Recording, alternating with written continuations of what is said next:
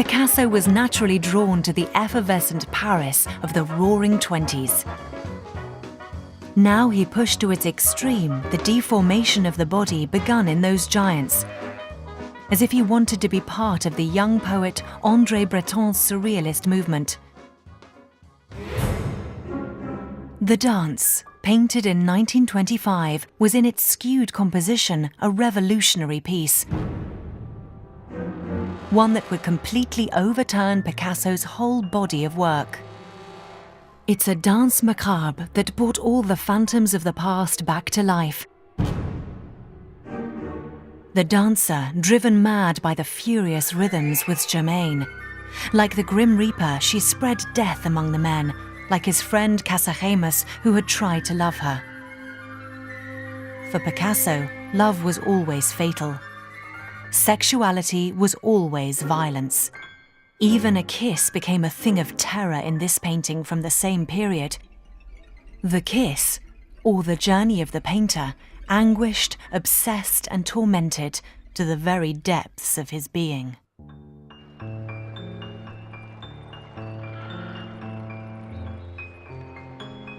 One day in January 1927, Pablo, whose marriage to Olga was by now on the rocks, was walking round the opera district. Suddenly, out of the blue, he noticed a young girl. He had found the perfect model he'd always been looking for. When my father first set eyes on my mother, she was a splendid 17-year-old, blonde, blue eyes, fresh-skinned. And she was going into the Galerie Lafayette department store, the famous one. And he noticed her from outside because there was this sort of bin where she spent ages looking for collars and cuffs. So my father was waiting for her, waiting and waiting, and she never came out. She didn't know that there was this gentleman outside ogling her. He was the one who always went on about it. I was exploding, he said. Her name was Marie-Thérèse Walter, and she was only 17. She would soon captivate the man and completely turn around the artist. Il m'a fait un beau sourire, il m'a regardé, puis il m'a abordé, puis il m'a dit Mademoiselle, vous avez un visage intéressant, je voudrais faire votre portrait, et puis je sens que nous ferons de grandes choses ensemble. Obviously, he couldn't let anyone find out that he had an underage girl posing for him in his studio. So young Marie-Thérèse, with whom Pablo was by now enjoying a torrid affair, only appeared in his paintings in a disguised, coded form. Here are her initials, MT, as the frets of these guitars.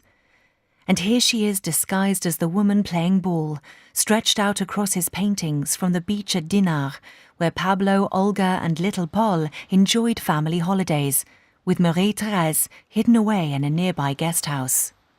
À Dinard, où je voyais toutes ces choses bleues, ça me faisait un petit peu peur.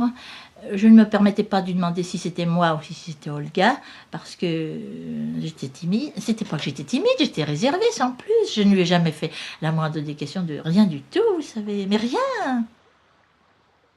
These paintings are an amazing testimony to the dilemma of a man torn between Olga and Marie-Thérèse.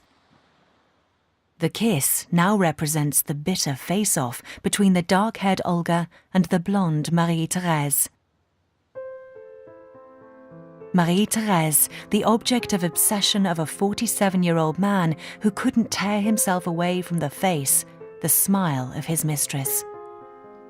He took photos of her, dozens of them. And, just for fun, he turned them into a sort of flipbook. So now he had at his fingertips a moving image of the woman he loved.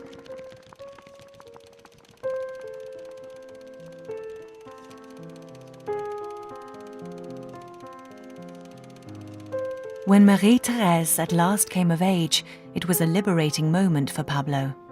Now he could fill his canvases with her body, her curves, her nakedness. These are masterpieces that will figure among his most famous works. C'était un ange lorsqu'il travaillait. Il était toujours debout, il était toujours sur la pointe des pieds, il travaillait comme ça, il se reculait pour voir sa peinture, et si elle lui plaisait, alors il dansait devant sa peinture et il était gracieux. Et en général, toujours content. Il a passé sa vie à me dire « ne ris pas et ferme les yeux ». To keep his work secret from Olga and create the sculptures inspired by his new muse, Pablo bought himself a chateau near Gisors in Bois-Jaloux.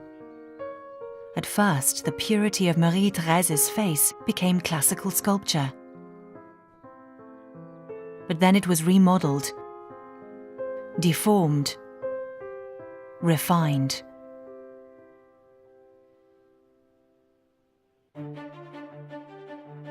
In a seemingly unstoppable frenzy, Picasso started turning out engravings, enthralled to the almost obsessive repetition the medium allows.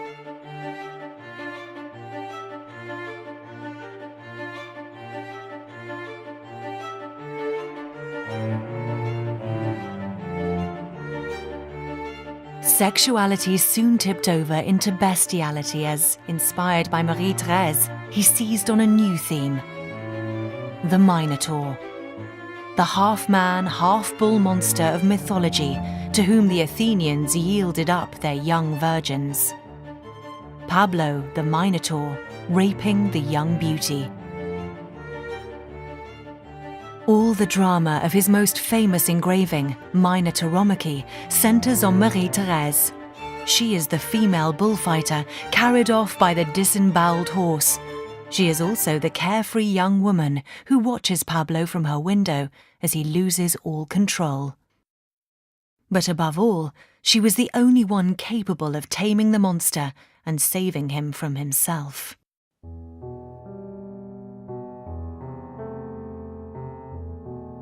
Despite the ever-increasing tension between them, Olga and Picasso still kept trying to hold on to their family life.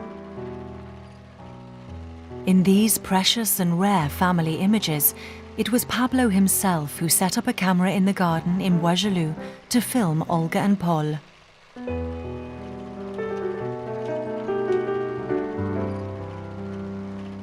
It was a moment of happiness for a family that would soon split apart.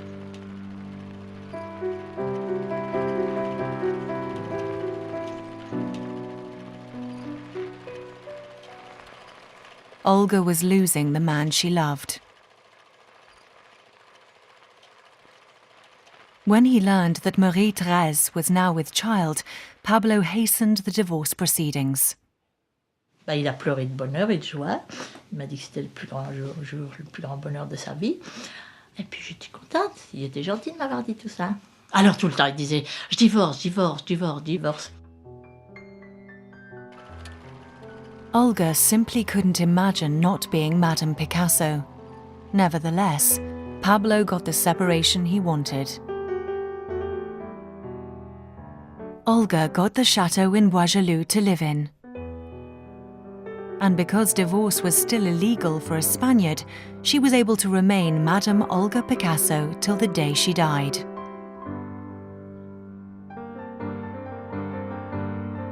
So Pablo would never be able to properly acknowledge his future children.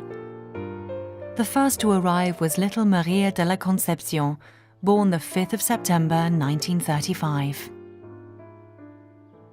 I arrived. What's more, I was half dead, because they'd so anaesthetized my mother that I came out a bit floppy.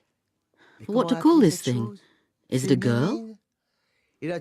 So naturally the only thing they could think of, and both of them came up with it, was Maria de la Concepción, the little sister my father lost when he was 11 or 12, and still grieved for. Now 54, Pablo installed Marie-Thérèse and Maya in a house at Tremblay-sur-Morde, lent to him by the gallery owner Ambroise Vollard. Pablo now had Marie-Thérèse in a golden cage. Like the loving and dutiful companion that she was, she accepted her fate, giving herself forever to the man who had awoken her from innocence to experience. He wrote passionate letters to her. I love you tonight, more than yesterday, less than tomorrow. I love you, Marie-Thérèse. I love you, I love you, I love you.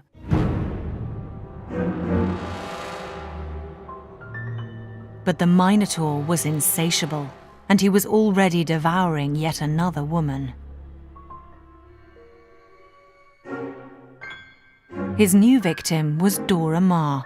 She was 30. Dora was a photographer, half French, half Yugoslavian, brought up in Argentina. She spoke Spanish, and she thought like a surrealist. She impressed Pablo with her passion for politics and her knowledge of and love for art. She was introduced to him by the poet Paul Éluard. Apollinaire was no more. Max Jacob had withdrawn to a monastery. Éluard was now the poet for Picasso. Pablo's social and artistic circle revolved around surrealism. Along with Éluard, the young photographer Man Ray, and Dora, he was gripped by a craze for politics.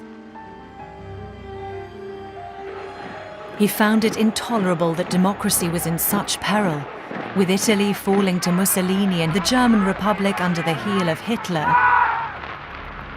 transcendence must now come from poetry. And in those troubled times, Picasso would try his hand at it himself.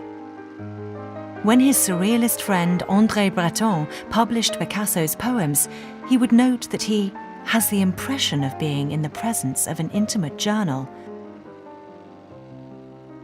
Let the rats feast where they will, but let them not eat the pigeons in their nest, nor let them set flags and little lanterns in the wounds, and then in the morning all is tears. Give, snatch away wrongs, and kill I cross over, set fire to, and burn, caress and lick, embrace, and look I sound on every flight, the bells until they bleed.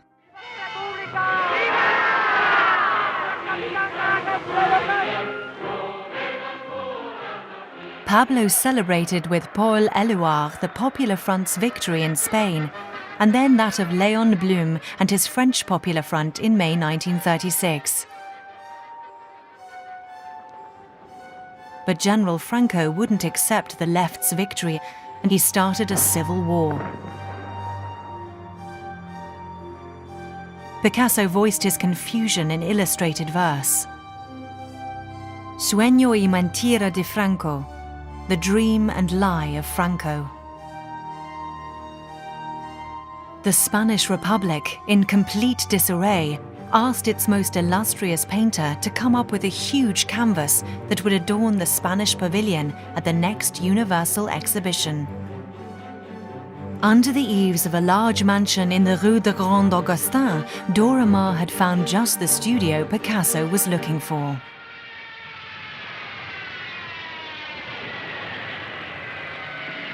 On the 28th of April 1937, Italian and German planes that supported Franco and his nationalists bombarded and destroyed the Basque town of Guernica. When, on the 30th of April, Pablo saw the photos of Europe's first ever aerial massacre, he knew exactly what he had to paint. The canvas must be enormous. It would in fact be almost 25 feet long and over 9 feet high. The head of a woman with her dead child in her arms is howling at the sky, tears where her eyes should be. In the background, a horse struck down by death from the sky struggles to its feet in agony to scream out injustice. And Picasso explained it all in an explicit text. The Spanish Civil War is the battle of reactionary forces against the people, against liberty. In the panel that I shall call Guernica, I clearly express my horror at the military caste that has plunged Spain into an ocean of pain and death. Unveiled in July at the Paris Exposition, Guernica was taken on a fundraising tour for the Republican cause to Stockholm, Manchester and London before crossing the Atlantic.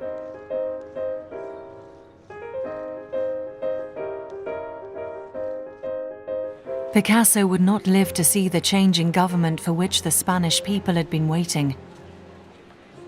It was not until 1981 that Guernica was finally hung in Madrid's Prado Museum.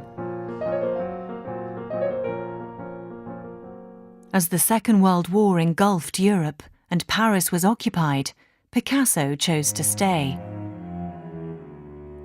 Dora would be his muse in those dark years as the couple closeted themselves in the attic studio. It is her body stretched, tortured, suffering. L'Aubade is Picasso's best-known wartime work. The image of a woman serenaded in her imprisonment, reflecting the agony of occupation